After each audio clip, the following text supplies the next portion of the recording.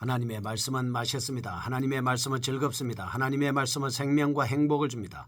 500독 성경 통독 훈련 원장입니다. 여수 살리는 교회 임규환 목사가 하나님의 말씀을 봉독하고 전하는 시간입니다. 함께 하시면 기적이 일어납니다. 알람을 설정하시고 들으시면 좋겠습니다.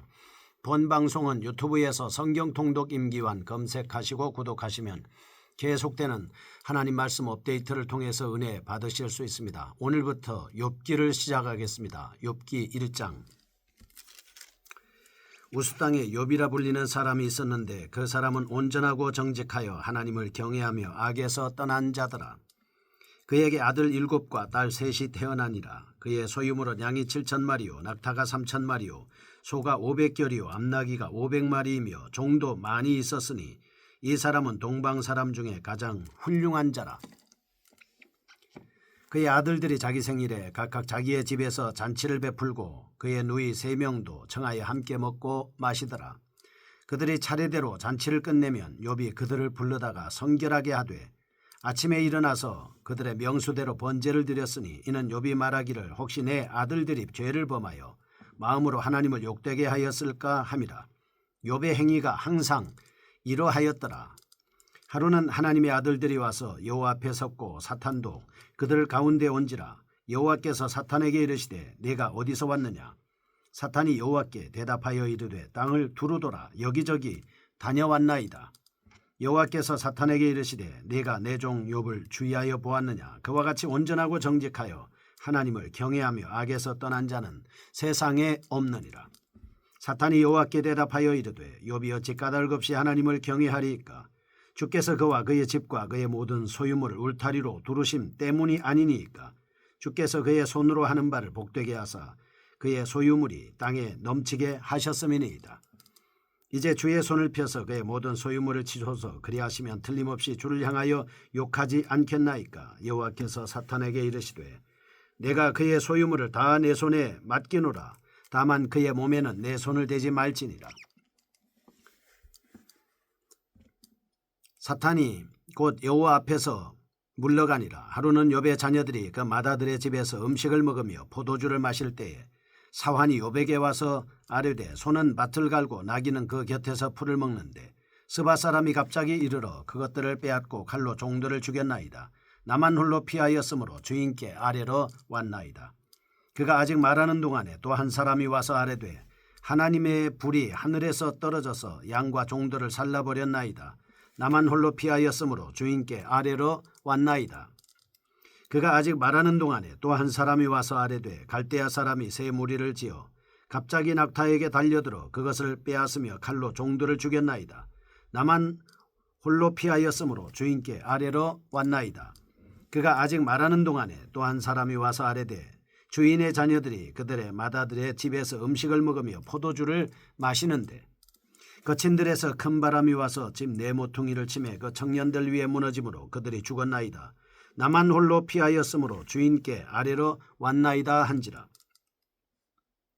욥이 일어나 겉옷을 찢고 머리털을 밀고 땅에 엎드려 예배하며 이르되 내가 모태에서 알몸으로 나와 싸운즉 또한 알몸이 그리로 돌아가올지라. 주시니도 여호와시오 거두시니도 여호와시오니 여호와의 이름이 찬송을 받으실지니이다 하고 이 모든 일에 욥이 범죄하지 아니하고 하나님을 향하여 원망하지 아니하니라. 아멘. 욥기 1장입니다. 경건한 사람입니다. 욥이 시련을 당하고 있습니다. 욥기는 한 의인의 성결, 고난, 번민, 회의를 보여줌으로써 하나님의 주권, 인간의 갈등 그리고 이와 관련된 신정론을 부각시킨 말씀입니다. 매우 정연하게 짜여져 있습니다. 5대목으로 구분할 수 있습니다. 1장에서 2장은 산문 형식, 3장은 시가 형식, 4장에서 31장은 전환입니다. 32장에서 37장은 위기, 38장부터 42장 6절까지는 절정으로 구성되어 있습니다. 1장 1절에서 5절은 욥이 시련을 당하게 되는 근본적인 원인입니다. 그리고 6절에서 12절은 욥에 대해 시험할 것을 획책하는 사탄, 13절에서 22절은 계속되는 고난 속에서도 혀의 죄를 짓지 않는 욥의 비장함을 볼 수 있습니다. 1장의 초점은 경건한 자가 당하는 고난의 원인을 알리고자 함에 있습니다. 욥의 단편적인 고난을 보여줍니다. 시련을 통해서도 나타나는 하나님의 공의를 묘사하고 있습니다. 이를 극복하는 자에게는 더 큰 복을 주시고자 하는 하나님의 감추어진 계획을 가시화시키고 있습니다. 1장에 나타난 내용상의 특징을 살펴보겠습니다. 첫째, 욥의 정신적 영적 특성이 기록되고 있습니다. 5절은 욥은 단순한 윤리, 도덕주의자만이 아니라 건실한 신앙인으로서 하나님을 경외하는 자였습니다. 성경의 히브리인의 복들, 즉 부귀, 영화, 건강, 가정 등을 완전하게 가지고 있었습니다. 이것은 당시 지혜교리의 완전한 뽐보기로 분명하게 제시된 것입니다. 1장 1절에서 5절은 하나님께 대한 욥의 부당한 숭배 자세와 풍요 속에서도 범죄할 것을 염려하는 모습을 보여주고 있습니다. 둘째, 하나님과 인간 사이에서 역사하는 사단의 관계 묘사되어 있습니다. 6절에서 12절 에덴 동산에서 아담의 행복이 사단의 시기 대상이 되었던 것과 마찬가지로 1장에서도 하나님의 주신 그 욥의 화목과 그의 행복은 사단의 시기 대상이 되었습니다. 그래서 사단은 악한 계획을 핵척합니다. 사단의 행동은 매우 제한적으로 나타납니다. 12절에서 사단이 그 어느 때이고 하나님의 절대적인 통제 아래 있음을 알 수가 있습니다. 셋째, 하나님의 선택함을 받은 사람에 대한 여호와의 사랑과 관심이 나타나고 있습니다. 사실 욥이 고난을 받은 것은 그를 향한 하나님의 지극한 사랑과 믿음을 반증하는 것이기도 합니다. 21절과 22절 고통 속에서 보여준 욥의 순종적인 태도는 계속해서 엄청난 시련을 초래하고 있습니다. 그러나 욥의 태도는 고난당하는 자가 취해야 할 신앙 고백의 모습을 나타낸 것입니다. 매우 높게 평가받아야 하는 겁니다. 그래서 하나님께서는 그에 대한 지극한 사랑과 관심을 표명하고 있습니다. 우리는 1장을 통해서 다음과 같은 교훈을 얻을 수 있습니다. 첫째, 하나님은 하나님을 경외하고 악에서 떠난 자에게 좋은 환경을 허락하신다는 겁니다. 둘째, 하나님은 고난을 통하여 성도들의 믿음을 연단시키며 그 속에서 영광받기를 원하신다는 겁니다. 그러므로 성도들은 주기도 하시고 거두기도 하시는 하나님의 섭리를 깨달아 물질적인 복에만 연연하는 신앙관에서 벗어나야 합니다. 1절에서 5절 보겠습니다. 욥의 환경입니다. 욥이 살던 장소와 그의 신앙 태도를 기록합니다. 그가 누리는 부의 근원을 밝힘과 동시에 극심한 재난 속에 빠지게 되는 원인을 말씀하고 있습니다. 욥의 과정이 지녔던 화목함과 그의 경건성이 간략하게 묘사됨으로써 그가 고난받을 때 당하는 심리적 충격과 갈등의 정도를 극명하게 나타나고자 하는 본서의 세심한 의도도 볼 수 있습니다. 산문 형식으로 기록되어 독자들에게 충분한 상상력을 동원케 함과 아울러 본서 전체의 분위기를 문학적으로 잘 이끌어가고 있음을 보게 됩니다. 1절은 욥이 살던 장소와 그의 인격을 보여줍니다. 2절과 3절 욥의 가족과 풍부했던 소유를 묘사합니다. 4절과 5절 가정에서도 경건함을 유지하는 욥의 신앙이 기록된 말씀입니다. 본달락에서 하는 강조점. 첫째, 1절에서 욥은 순전하고 정직한 생활을 추구하는 의로운 자였습니다. 욥은 성결한 복, 죄는 징벌의 흑백, 논리적 사고를 가진 당시 지혜 철학에 비추어 볼 때 하나님께서 주시는 당연한 복을 받고 있었던 것으로 보여집니다. 그러나 여기서 욥의 의를 언급하는 것은 복의 근원으로서가 아니라 욥에 대한 비난의 문제를 제한하려 했던 의도였었던 겁니다. 다시 말해서 이는 단지 욥의 고난과 주위의 비난이 그의 도덕적인 죄로 기인한 것이 아님을 주장하려는 설명으로 볼 수 있습니다. 둘째입니다. 2, 3절에서 하나님 앞에서 성결한 욥에게 주셨던 당시의 복이 기록되고 있습니다. 5절에는 욥의 생활에서뿐만 아니라 마음으로도 하나님을 떠나지 않는 신실한 자였습니다. 그는 악에서 떠난 자였을 뿐만 아니라 자녀들까지도 범죄하지 않게 하기 위하여 그들의 수대로 번제를 드리는 등 일상생활 속에서도 경건함을 소홀히 하지 않았습니다. 이는 욥이 형식적인 제사를 드리기보다는 하나님과의 은밀한 교제를 중요시하는 참된 신앙인이었다라고 하는 것을 볼 수 있습니다. 이러한 참된 신앙으로 인해서 욥은 하나님의 큰 인정을 받았을 뿐만 아니라 엄청난 복도 얻게 되었습니다. 특히 욥이 얻었던 7 아들들과 재물들의 수요는 구약적인 복의 관점으로 볼 때 매우 이상적인 복이었습니다. 그런데 이런 복을 받은 욥이 이방인이었다는 점은 무척이나 흥미롭습니다. 3절 동방 사람이란 동방에 있는 이스라엘의 적들 곧 에돔, 모압, 암몬족들을 지칭하는 겁니다. 서방의 블레셋과 대조적인 말로 사용됐습니다. 이와 같이 욥이 살던 곳은 이방민족의 거주지였습니다. 욥 역시 이방인이었음을 짐작할 수 있습니다.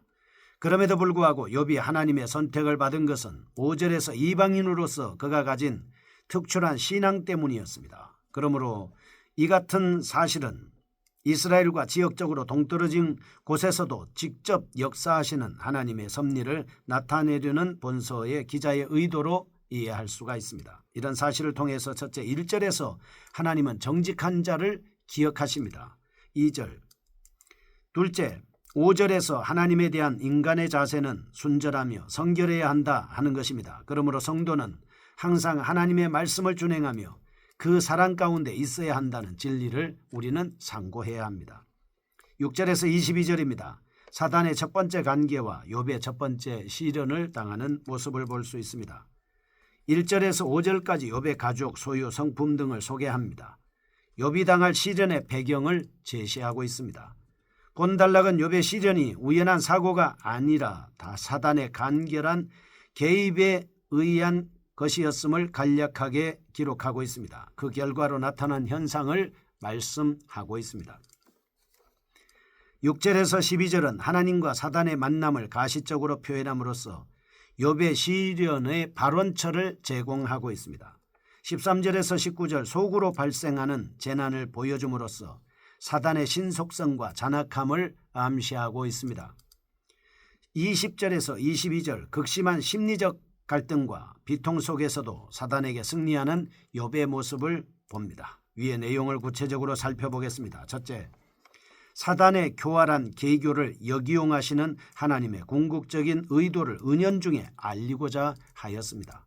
중요한 것은 하나님과 사단의 대화를 기록하고 있습니다. 본단락 12절에서 16절에는 욥에 대한 하나님의 자부심과 사단의 악한 계교가 인간 욥을 사이에 두고 교묘하게 대립하는 장면을 묘사하고 있습니다.